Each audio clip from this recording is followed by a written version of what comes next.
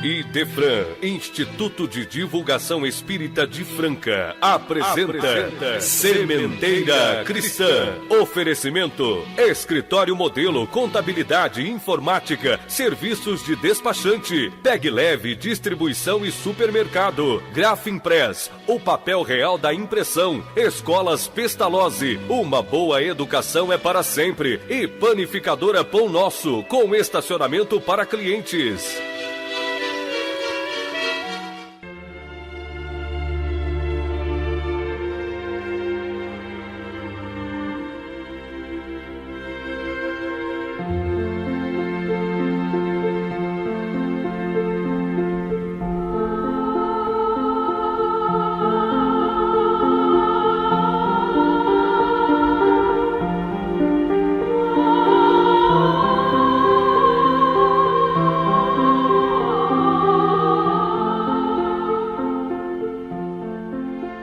Divino Mestre e Senhor Jesus, abençoa-nos e aos que estarão conosco para as reflexões desta manhã em torno dos teus ensinamentos.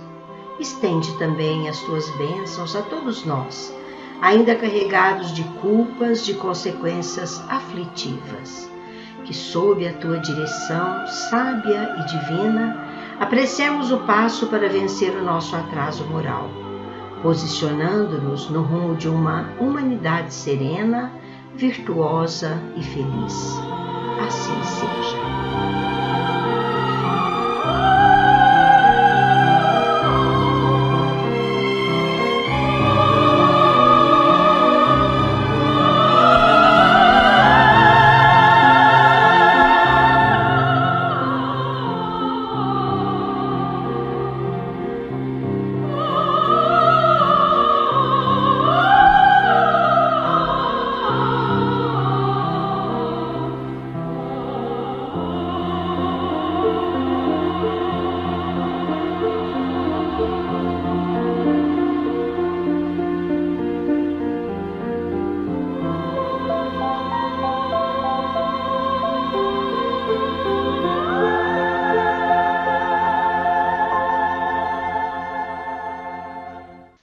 Aos ouvintes, o nosso fraternal abraço.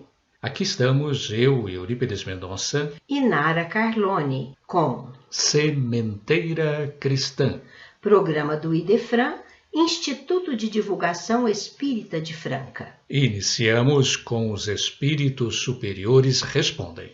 De O Livro dos Espíritos, a questão 619.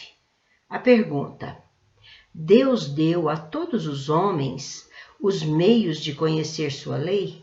A resposta: todos podem conhecê-la, mas nem todos a compreendem. Os que a compreendem melhor são os homens de bem e aqueles que querem procurá-la. Entretanto, todos a compreenderão um dia, porque é preciso que o progresso se cumpra. Já na sessão que responde a perguntas dos ouvintes, hoje é a nossa prezada ouvinte Ana Cláudia da Silva de Franca, que vai ouvir resposta à sua pergunta assim formulada. Os senhores podem nos explicar por que muitos de nós temos medo da morte? Vamos saber isso, minha cara Ana Cláudia, no final deste programa. No conteúdo propriamente dito do programa de hoje, lembramos que Deus quer o progresso de todas as criaturas. Por isso, Ele não deixa impune nenhum desvio do caminho reto. Não há uma só falta, por menor que seja, uma só infração às suas leis, que não tenha consequências forçadas e inevitáveis, às vezes mais dolorosas, às vezes menos dolorosas, mas sempre há, com justiça, de modo a corresponder em natureza e intensidade à ação que lhes tenha dado causa. Mas as próprias leis divinas se encarregaram de nos avisar que não precisamos esperar as consequências tristes das nossas atitudes. Se sabemos que erramos porque estagiamos num planeta de expiação, o que significa que somos devedores, podemos, todavia, redirecionar o curso da nossa vida, se nos dedicarmos à prática. E aqui nos compete repetir com ênfase: prática da caridade, do perdão incondicional e da fé inabalável, isto é, da fé raciocinada. O homem é sempre responsável pelos seus próprios atos. Responderá de uma forma ou de outra à infração que tenha cometido contra as leis divinas, às quais, para que se faça harmonizar e viver placidamente, é necessário se faça colocar em prática os ensinamentos do Evangelho de Jesus.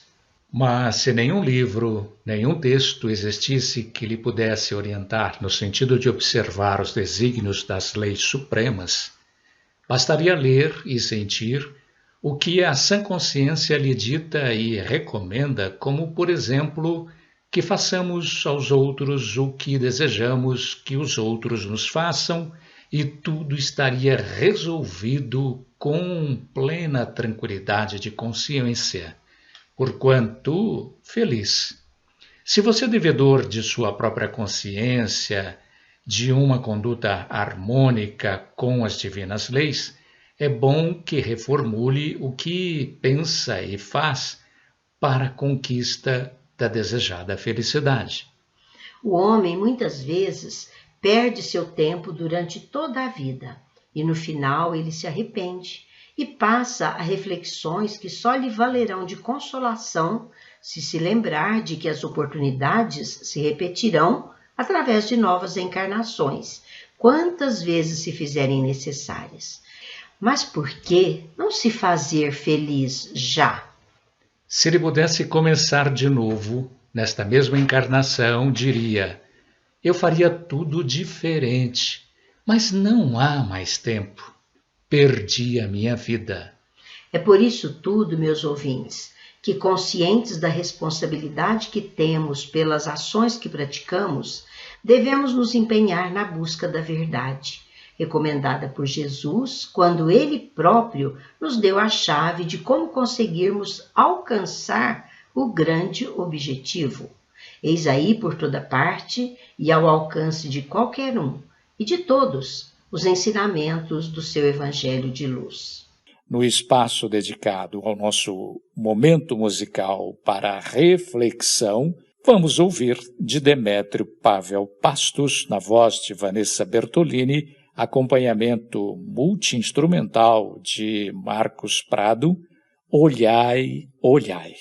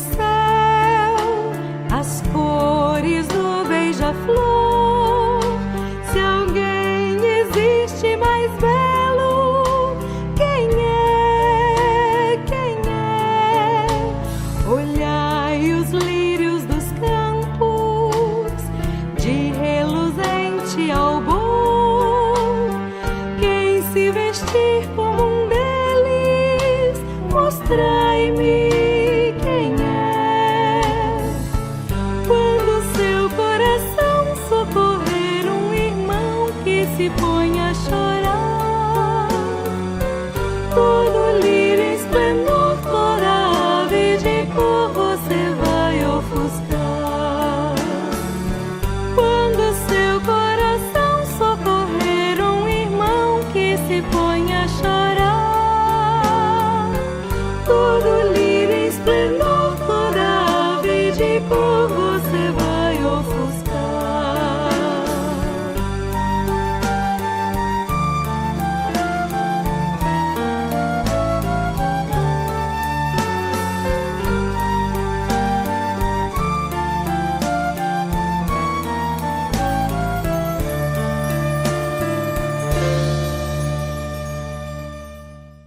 Todos os ensinamentos de Jesus têm como fulcro oferecer-nos o caminho para o progresso moral, o que significa a conquista definitiva da verdadeira felicidade. E foi por isso e para isso que ele asseverou: eu sou o caminho, a verdade, a vida. Se todos estivéssemos seguindo os seus ensinamentos, não estaríamos vivendo o grande desastre mundial de uma pandemia que nos impõe não só sofrimento físico, mas também o das perdas de vidas preciosas. O homem não deve jamais deixar de considerar que está sobre um mundo inferior, onde não é mantido senão pelas suas imperfeições. A cada vicissitude deve dizer-se que, se pertencesse a um planeta mais elevado, isso não estaria acontecendo, e que depende dele mesmo não retornar mais vezes a este mesmo mundo, posto que se esforçaria pelo próprio aperfeiçoamento. As tribulações da vida se nos impõem em forma de sofrimento, de perdas, de paralisação das fontes de recursos para a subsistência, constituindo-se em autopenalização, visto que somos os artífices do próprio destino. Somos livres para agir, esquecendo-nos, todavia, de que a liberdade tem seu contraponto na responsabilidade. O sofrimento é autoimposto aos espíritos endurecidos. Por algum agente externo? Não, por si mesmos. É consequência do mal ou da indiferença com que se conduzem na vida. Mas todos se arrependerão um dia e estarão livres para melhores escolhas, desde que se tornem desejosos de reparar o mal que fizeram e tentar fazer melhor. Alguém poderia questionar: mas como reparar o mal que fiz se nem sequer sei onde estão os meus prejudicados? Não importa. Siga o Evangelho e faça o bem sem olhar a quem. Tome sua feliz decisão. Não deixe que se crie a indesejável e perturbadora situação daquele que, tendo feito mal à sua tarefa, só lhe resta agora pedir para recomeçá-la, a fim de não perder o benefício do seu trabalho. Essas tribulações são, ao mesmo tempo, expiações pelo passado que elas punem e provas para o futuro que elas preparam. Rendamos graça a Deus que, na sua bondade infinita, concede ao homem a faculdade da reparação e não o condena irrevogavelmente pelas faltas que tenha cometido.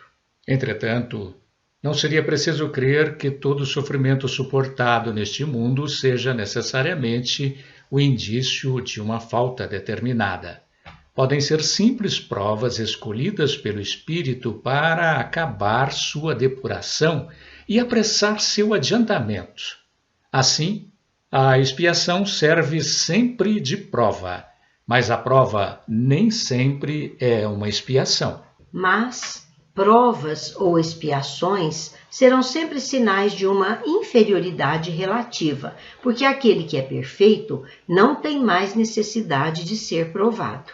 Assim que o Mestre Jesus nos destacou as classes de pessoas cuja maneira de se conduzirem lhe sucederia fazê-las felizes ou infelizes. Eram fortes as referências que fazia aos diversos segmentos que se distinguem pelo grau de moralidade dos homens. E muitas de tais referências ele as fazia em forma de bem-aventuranças. Há registros evangélicos de que Jesus lançou observações sobre as diversas maneiras de a humanidade se punir ou qualificar-se ante a maneira como ela se conduz, destacando as aflições, a humildade, a ânsia pela justiça e muitas outras. Em nossos dias, em que vivemos as angústias e aflições impostas por uma pandemia, consultando os evangelhos de São Mateus e de São Lucas, por exemplo, vemos que Jesus observou que bem-aventurados os que choram, porque serão consolados. Sereis felizes vós que agora chorais. A doutrina espírita explica as observações de tal gravidade proferidas por Jesus, afirmando que as consequências que ele assinalava aos aflitos da terra não podem ocorrer senão em tempo obviamente posterior à ação que lhes dera causa, evidenciando com isso que o que sofremos hoje é consequência dos nossos erros de ontem. A justiça estabeleceu: nenhum efeito antecederá à causa. Ora, se assim é, vamos agir hoje de forma tal que encadeemos consequências felizes para depois. Mas vejam bem, se não considerarmos a certeza do futuro, as máximas de Jesus seriam um contrassenso. Mais do que isso, seria um engodo. Mesmo com essa certeza, compreende-se dificilmente a utilidade de sofrer para ser feliz. Dizem, para se ter mérito. Mas muitos perguntam, por que uns sofrem mais do que os outros? E outra pergunta que também se faz comum, por que uns nascem na miséria e outros na opulência, sem nada terem feito para justificar essa situação que mais parece castigo sem causa?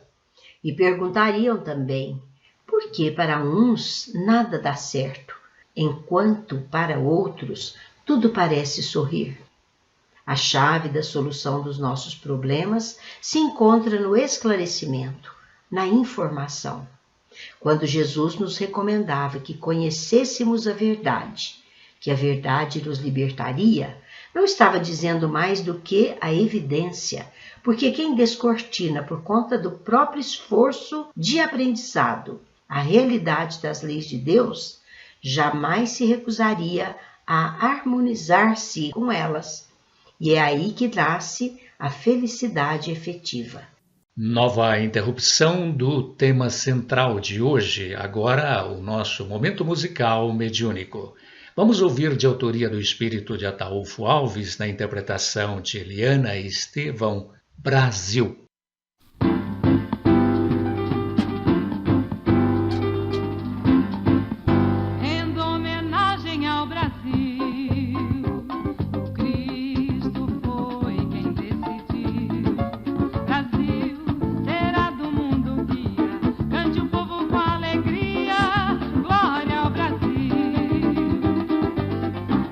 Homenagem ao Brasil, Cristo foi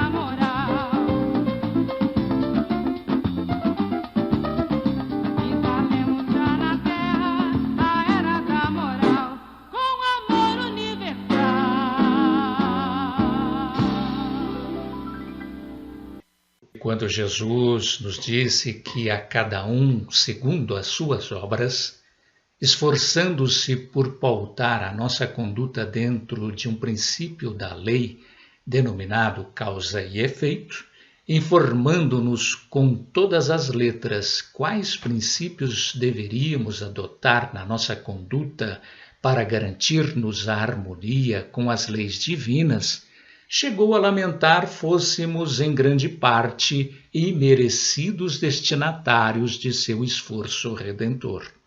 Tantos ensinamentos e até hoje, decorridos mais de 2 milênios, a Terra é ainda presidida pela psicosfera do mal, isto é, ainda é um planeta de expiação e de provas, de que tanto se queixam sem se dar conta de que somos nós mesmos os causadores do sofrimento que nos acomete. Manuseemos o Evangelho segundo o Espiritismo no seu capítulo 13, que a mão esquerda não saiba o que faz a direita.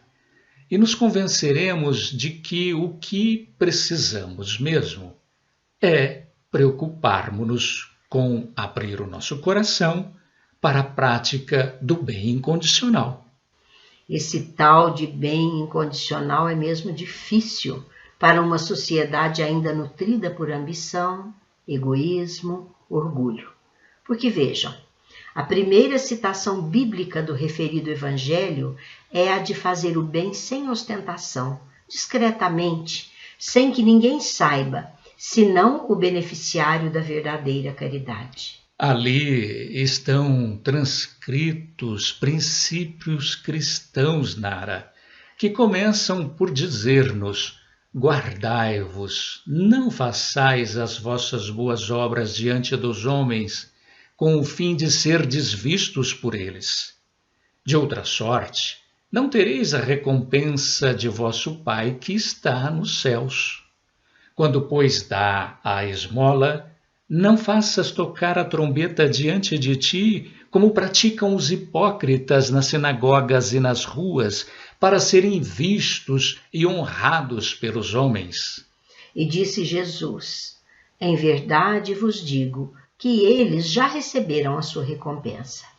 Quando dás a esmola, não saiba a tua mão esquerda o que faz a direita, para que a tua esmola fique escondida, e teu Pai, que vê o que fazes em segredo, te recompensará. E eis que, vindo um leproso, o adorava, dizendo: se tu queres, Senhor, bem me podes curar. E Jesus, estendendo a mão e tocando-o, disse: pois eu quero. Fica limpo. E logo o suplicante ficou curado. Foi quando Jesus lhe pediu que não falasse a ninguém, e que fosse se mostrar apenas ao sacerdote e que fizesse a oferta que houvera ordenado Moisés para servir de testemunho tão somente aos de direito e de obrigação. Então vem Kardec e explica: fazer o bem sem ostentação tem grande mérito. Esconder a mão que dá é ainda mais meritório. É o sinal incontestável de uma grande superioridade moral, porque para ver as coisas de mais alto que o vulgo, é necessário fazer a abstração da vida presente e identificar-se com a vida futura. É necessário, numa palavra, colocar-se acima da humanidade para renunciar à satisfação do testemunho dos homens e esperar a aprovação de Deus. Aquele que preza mais a aprovação dos homens que a de Deus, prova que tem mais fé nos homens que em Deus. E lamenta que a vida presente é para ele mais do que a vida futura, ou até mesmo que não crê na vida futura. Se ele diz o contrário, age, entretanto, como se não acreditasse no que ele mesmo diz. Quantos há que só fazem um benefício com a esperança de que o beneficiado o proclame sobre os tablados, que darão uma grande soma à luz do dia, mas escondido não dariam sequer uma moeda. Foi por isso que Jesus disse: os que fazem o bem com ostentação já receberam a sua recompensa. Com efeito, Aquele que busca a sua glorificação na terra pelo bem que faz, já se pagou a si mesmo. Deus não lhe deve nada. Só lhe resta receber a punição do seu orgulho. Que a mão esquerda não saiba o que faz a mão direita é uma figura que caracteriza admiravelmente a beneficência modesta.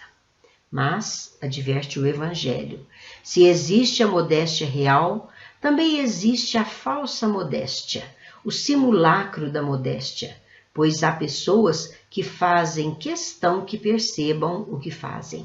Eis aí uma indigna paródia das máximas do Cristo. Se os benfeitores orgulhosos são depreciados pelos homens, o que não lhes acontecerá perante Deus? Eles também já receberam a sua recompensa na terra, foram vistos, estão satisfeitos de terem sido vistos. É tudo quanto terão.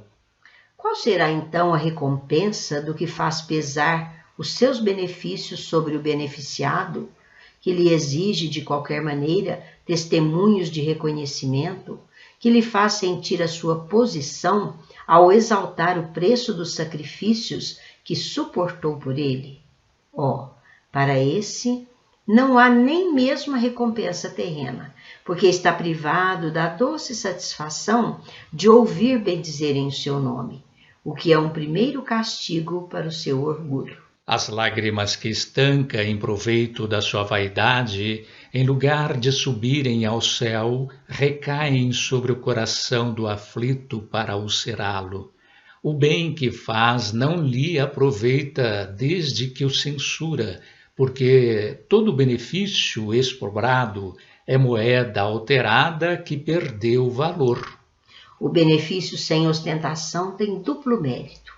Além de caridade material, constitui caridade moral, pois contorna a suscetibilidade do beneficiado, fazendo-o aceitar o obséquio sem lhe ferir o amor próprio e salvaguardando a sua dignidade humana. Pois há quem aceite um serviço, mas recuse a esmola. Converter um serviço em esmola pela maneira por que é prestado é humilhar o que o recebe. E há sempre orgulho e maldade em humilhar a alguém.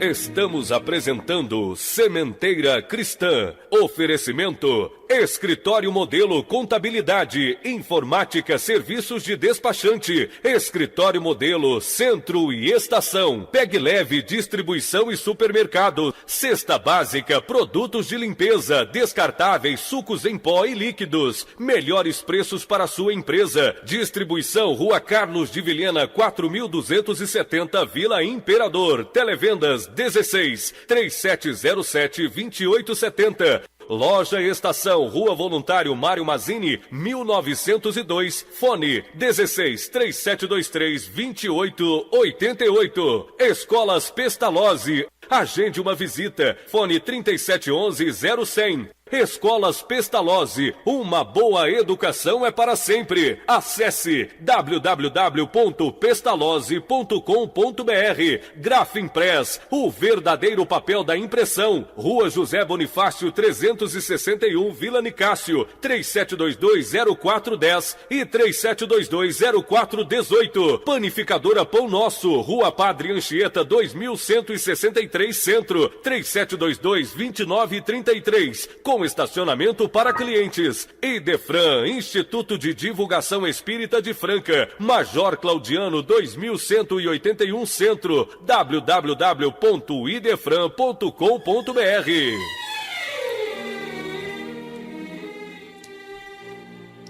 A verdadeira caridade é delicada e habilidosa para dissimular o benefício e evitar até as menores possibilidades de melindre, porque todo choque moral aumenta o sofrimento provocado pela necessidade. Ela sabe encontrar palavras doces e afáveis que põem o beneficiado à vontade diante do benfeitor, enquanto a caridade orgulhosa o humilha. O sublime da verdadeira generosidade está em saber o benfeitor inverter os papéis, encontrando um meio de parecer ele mesmo agradecido àquele a quem presta o serviço. Eis o que querem dizer estas palavras: que a mão esquerda não saiba o que faz a direita, conforme o que nos ensina o Evangelho segundo o Espiritismo, reportando-se aos ensinamentos de Jesus. Vejamos este impactante exemplo. Estando Jesus assentado diante do gasofilácio, observava ele de que modo o povo depositava ali o dinheiro. E muitos que eram ricos o depositavam à mão larga. E chegando uma pobre viúva, lançou 2 pequenas moedas, que importavam R$1. E, convocando seus discípulos, lhes disse: na verdade vos digo que mais depositou essa pobre viúva do que todos os outros. É que todos os outros depositaram do que tinham em abundância. Porém, esta pobre mulher depositou da sua indigência tudo o que tinha, e tudo o que lhe restava para seu sustento. O que lemos está nos Evangelhos de Marcos e de Lucas, capítulos 12 e 21, respectivamente. E Kardec nos explica nestes termos: muita gente lamenta não poder fazer todo o bem que desejaria, por falta de recursos, e se querem a fortuna, dizem, é para bem aplicá-la. A intenção é louvável, sem dúvida, e pode ser muito sincera da parte de alguns.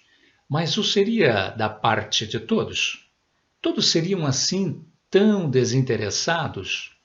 Não haverá os que inteiramente empenhados em beneficiar os outros se sentirão bem de começar por si mesmos, concedendo-se mais algumas satisfações, um pouco mais de supérfluo que ora não tem, para dar aos pobres apenas o resto? Este pensamento oculto, talvez dissimulado, mas que encontrariam no fundo do coração, se o sondassem, anula o mérito da intenção, pois a verdadeira caridade faz antes pensar nos outros que em si mesmo. O sublime da caridade, nesse caso, seria procurar cada qual o seu próprio trabalho, pelo emprego de suas forças, de sua inteligência, de sua capacidade, os recursos que lhe faltam para realizar suas intenções generosas. Nisto estaria o sacrifício mais agradável ao Senhor. Mas, infelizmente, a maioria sonha com meios fáceis de se enriquecer de um golpe e sem sacrifícios, correndo atrás de quimeras, como a descoberta de tesouros, uma oportunidade favorável, o recebimento de heranças inesperadas e assim por diante. Que dizer dos que esperam encontrar para o secundar nessas buscas auxiliares entre os espíritos? É evidente que eles nem conhecem, nem compreendem o sagrado objetivo do espiritismo, e menos ainda a missão dos espíritos, os quais Deus permite comunicarem-se com os homens. Mas, justamente por isso, são punidos pelas decepções. São palavras contidas nos itens 294 e 295 de O Livro dos Médiuns. Aqueles cuja intenção é desprovida de qualquer interesse pessoal devem consolar-se de sua impotência para fazer o bem que desejariam, lembrando que o óbolo do pobre, que o tira da sua própria privação, pesa mais na balança de Deus que o ouro do rico, que dá sem privar-se de nada. Seria grande a satisfação, sem dúvida, de poder socorrer largamente a indigência. Mas se isso é impossível, é necessário submeter-se a fazer o que se pode. Aliás, não é somente com ouro que se podem enxugar as lágrimas, e não devemos ficar inativos por não o possuirmos. Aquele que deseja sinceramente tornar-se útil para com seus irmãos, encontra 1000 ocasiões de fazê-lo. Que as procure e as encontrará. Se não for de uma maneira, será de outra, pois não há uma só pessoa, no livre gozo de suas faculdades, que não possa prestar algum serviço, dar uma consolação, amenizar um sofrimento físico ou moral, tomar uma providência útil. Na falta de dinheiro, não dispõe cada qual do seu esforço, do seu tempo, do seu repouso, para oferecer um pouco aos outros. Isso também é a esmola do pobre e o óbolo da viúva. Os benfeitores espirituais que nos ensinam por meio da doutrina, para cuja formação contribuíram, muito nos ensinam nas suas instruções com que Kardec fez substanciar o Evangelho segundo o Espiritismo. As instruções que constam desse mesmo capítulo 13, que procuramos absorver para o nosso uso, suplicando a Jesus nos conceda a bênção da aplicação, começam por uma mensagem do Espírito Irmã Rosália, que se consubstancia nestes termos: amemo-nos uns aos outros e façamos aos outros o que queremos que nos seja feito. Toda religião, toda moral se encerram nesses dois preceitos. Se eles fossem seguidos no mundo, todos seriam perfeitos. E continua: não haveria ódios nem ressentimentos. Direi mais ainda, não haveria pobreza, porque do supérfluo da mesa de cada rico, quantos pobres seriam alimentados?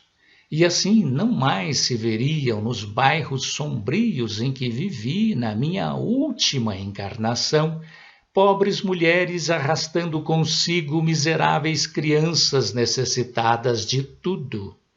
Ricos, pensai um pouco em tudo isso.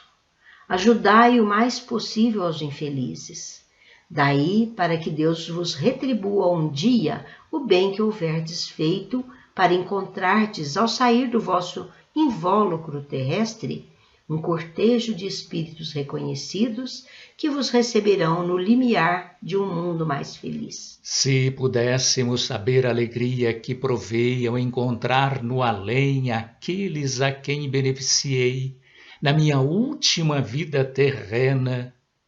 Amai, pois, ao vosso próximo, amai-o como a vós mesmos, pois já sabeis agora que o desgraçado que repelis talvez seja um irmão, um pai, um amigo que afastais para longe.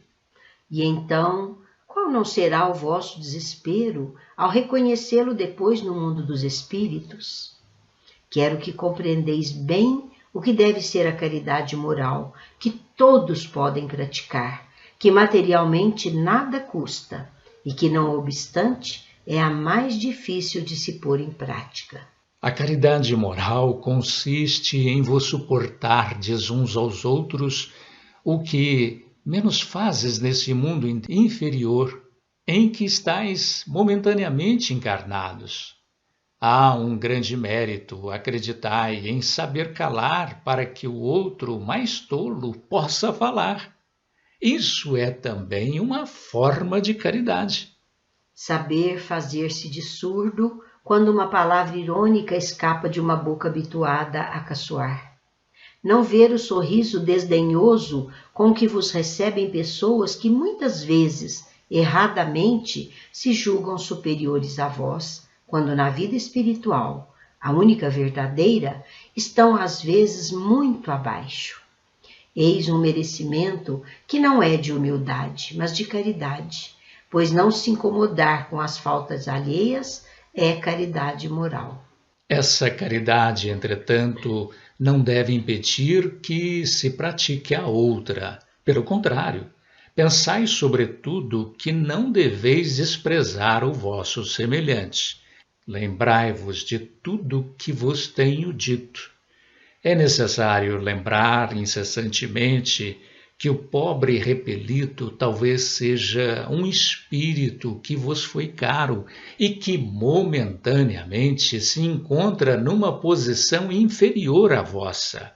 Reencontrei um dos pobres do vosso mundo, a quem pude por felicidade beneficiar algumas vezes, e, ao qual tenho agora de pedir por minha vez.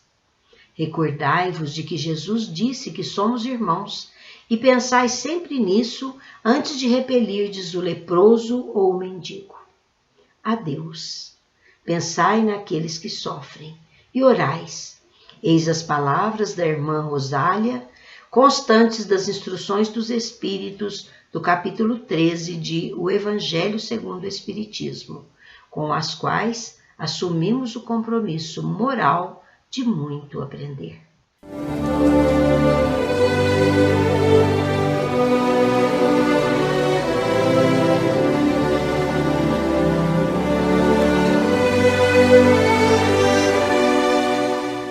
A seguir no Sementeira Cristã, em nossa dimensão. Você pode valer-se da livraria ou do Clube do Livro Espírita, administrados pelo Idefran, e adquirir livros espíritas e produtos correlatos a preços especiais, facilitando a sua leitura, o seu estudo e o enriquecimento de sua própria biblioteca.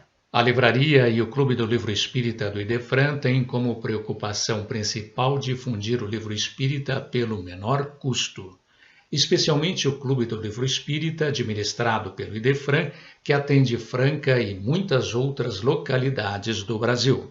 E vejam que são 4 opções mensais, entre ciência, romance, mensagens, estudos, autoajuda, infantil, história. O Clube do Livro Espírita do Idefran, em virtude das grandes quantidades de livros que adquire junto às editoras e distribuidoras, pode distribuir livros a preços de clube.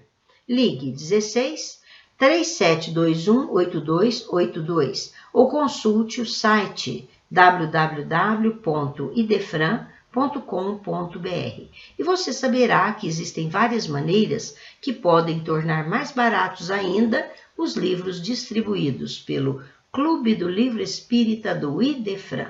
E os não residentes em Franca saberão como receber em sua cidade o livro ou os livros do mês ou até sobras de meses anteriores. E saiba que você que reside no município de Franca pode utilizar-se graciosamente da biblioteca do Idefran. Junte-se àqueles que já vêm desfrutando desses benefícios e faça a sua parte no nosso esforço conjunto de tornar o mundo melhor.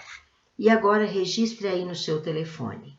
Você pode contar com o serviço de telemensagem Idefran CHB Sistemas 24 horas, que se preocupa com o reconforto e a elevação dos corações, instruindo e consolando as almas para vencerem os embates da vida. Disque 16 37 13 0299.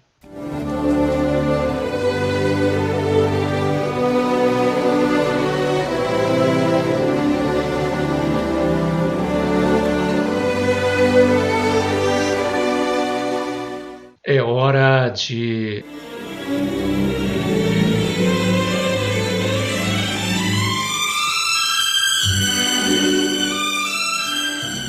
claramente vivos. Hoje vamos ouvir mensagem do espírito do jovem Napoleão Carlos Ferreira, colhida pela caridosa psicografia de Chico Xavier e contida no livro Entre Duas Vidas. O jovem Napoleão dirige-se igualmente a todos os seus queridos, mas revela preocupação especial para com seus genitores, os quais se empenha em convencer de que, se a vida continua, não há razão para desconsolo.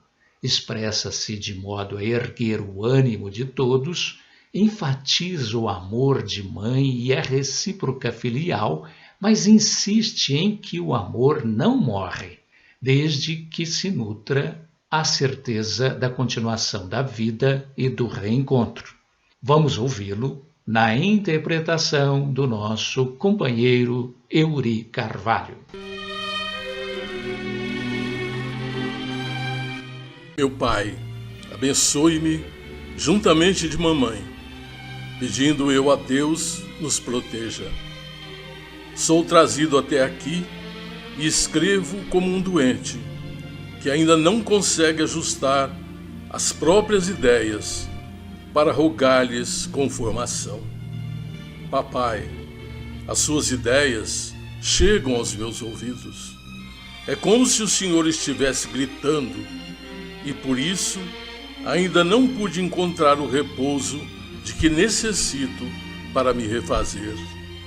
Creia, meu Pai, nós todos somos de Deus e estamos nas mãos de Deus, se posso dizer assim, em me referindo à providência divina. O que aconteceu a seu filho devia acontecer. Estudarei isso aqui para mais tarde explicar-me com mais segurança. Não culpe a ninguém. Meu companheiro de viagem é um bom rapaz. Se tivemos a aprovação de estar juntos, é porque isso era indispensável. Não pense que vínhamos sem cuidado. Tudo certo. Mas em verdade, papai, quem pode prever que manobra será dos outros nos caminhos em que estejamos guiando corretamente um carro? E mesmo que a pessoa seja correta e segura, quem pode garantir a posição dos freios em máquinas dessas que hoje nos favorecem qualquer viagem? Quando acordei, não compreendia coisa alguma. O veículo me impusera um movimento brusco e somente depois vim a saber que havia sofrido fratura na base do crânio. Estou em tratamento. Daquele 22, 23 de maio para cá, o tempo é muito curto. Sou trazido aqui para que o senhor não enlouqueça de sofrimento.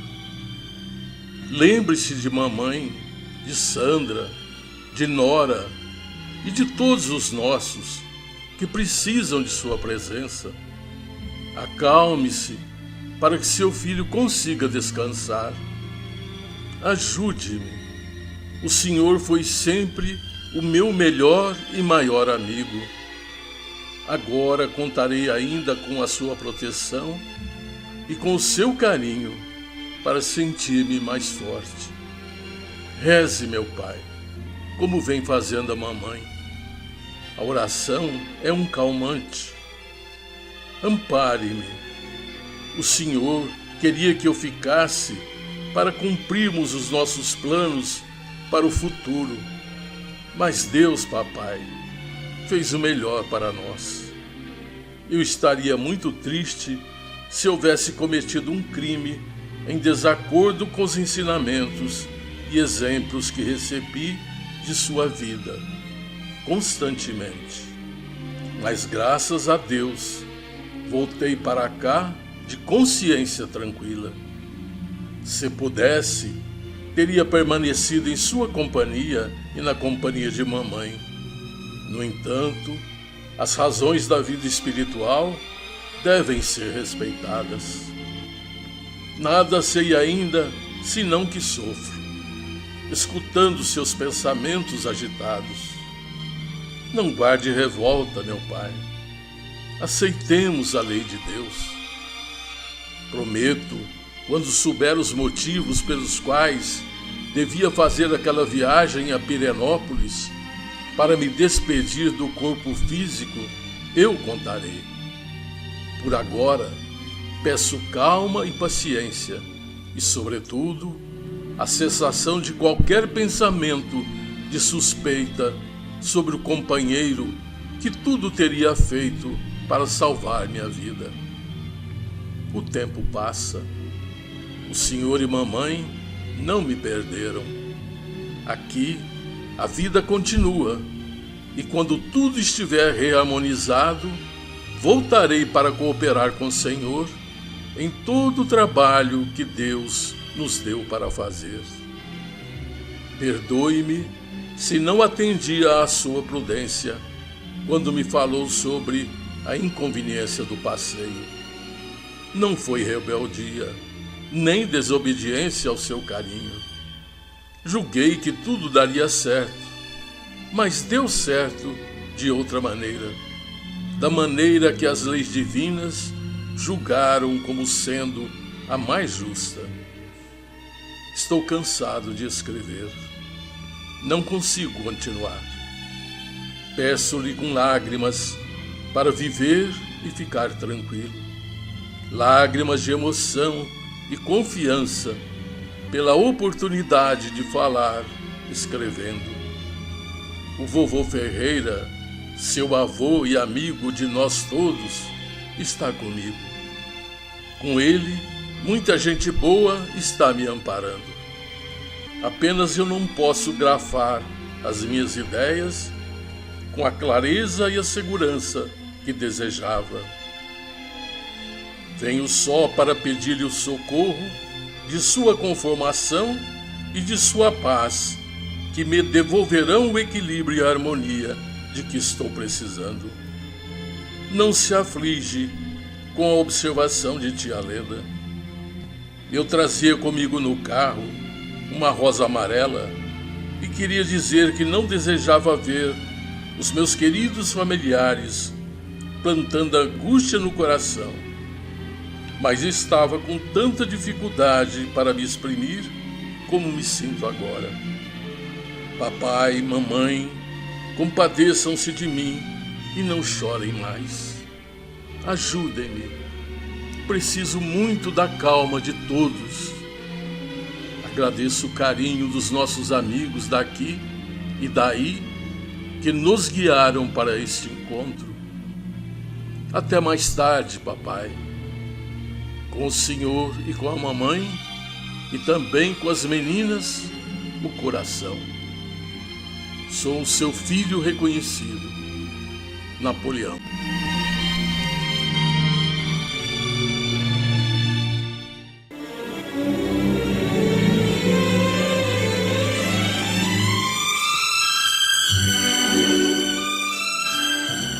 A seguir, no Sementeira Cristã, pergunta e resposta.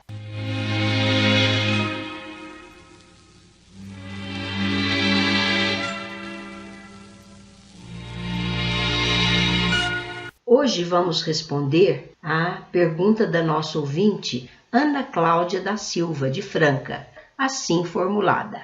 Os senhores podem nos explicar por que muitos de nós temos medo da morte? Vamos, minha cara Ana Cláudia, ouvir agora a resposta à sua interessante pergunta na palavra do nosso companheiro João Vaz. O que é a morte? Tem razão as pessoas que a temem, se o motivo for desconhecimento ou ausência da menor ideia do que seja o mundo espiritual. Outro grande motivo é a pessoa não ter correspondido neste mundo aos propósitos da sua reencarnação, isto é, ao invés de se dar por realizada, havendo cumprido as obrigações redentoras que assumira, nutre o sentimento de que a sua conduta nesta vida contrariou os desígnios da lei de amor. A parcela das pessoas que temem a morte é geralmente nada ou pouco dada ao estudo das questões espirituais. Já com as que se familiarizaram com o plano invisível, inclusive através das informações que com as mensagens espirituais nos caem como chuvas de estrelas a todo momento e se conduzem de acordo com os ditames da lei de amor, se enquadram na resposta à questão 159 de O Livro dos Espíritos, que é a seguinte: pergunta: que sensação experimenta a alma no momento em que se reconhece no mundo dos espíritos? As vozes espirituais assim responderam: depende. Se ela fez o mal com o desejo de fazê-lo, no primeiro momento envergonhar-se-á de tê-lo feito. Para o justo é bem diferente. Ele se sente como que aliviado de um grande peso, pois não teme nenhum olhar perquiridor. A resposta à questão número 160 do mesmo O Livro dos Espíritos nos é mais reconfortante, ao informar que o espírito reencontra aqueles que lhe são vinculados pelos laços de afeição e que morreram antes dele e o ajudam a libertar-se das faixas da matéria. Reencontra também a muitos que havia perdido de vista em sua permanência sobre a terra. Então, vê tanto aqueles que se acham na erraticidade, quanto aqueles que ainda estão encarnados. O mestre Emmanuel nos ensina, no seu livro O Consolador, psicografado por Francisco Cândido Xavier, na questão 155, que lhe pergunta se o medo da morte é falta de evolução espiritual, esclarecendo que, no que se refere a esses receios, somos obrigados a reconhecer, muitas vezes, as razões aduzidas pelo amor, sempre sublimes na sua manifestação espiritual. Todavia, não é justo que o crente sincero se encha de pavor ante a ideia de sua passagem para o plano invisível aos olhos humanos, sendo oportuno o conselho de uma preparação permanente para a vida nova que a morte lhe apresentará. No meu entender, é isto aí, e que Jesus nos abençoe a todos.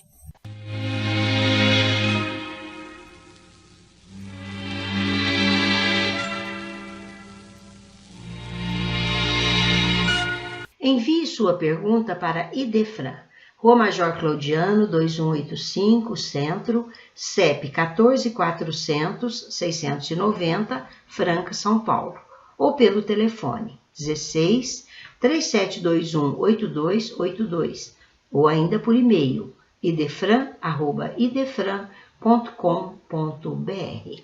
Nada há de mais belo do que a lei de solidariedade fraterna, delineada pelo Criador na sua glória inacessível.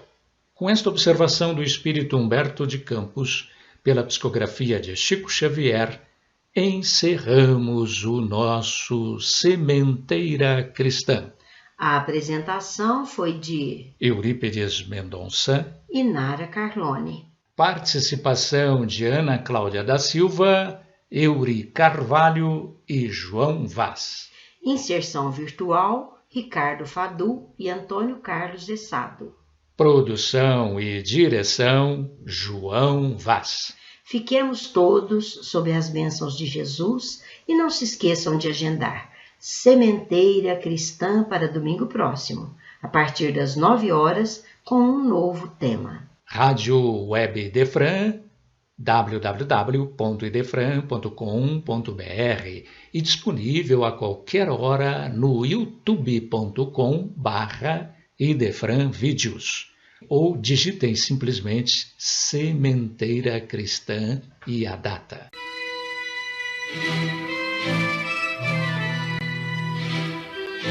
Idefran, Instituto de Divulgação Espírita de Franca, com o apoio de Escritório Modelo, Contabilidade, Informática, Serviços de Despachante, Peg Leve, Distribuição e Supermercado, Grafimpress, o papel real da impressão, Escolas Pestalozzi, uma boa educação é para sempre, e Panificadora Pão Nosso, com estacionamento para clientes. Apresentou Sementeira Cristã.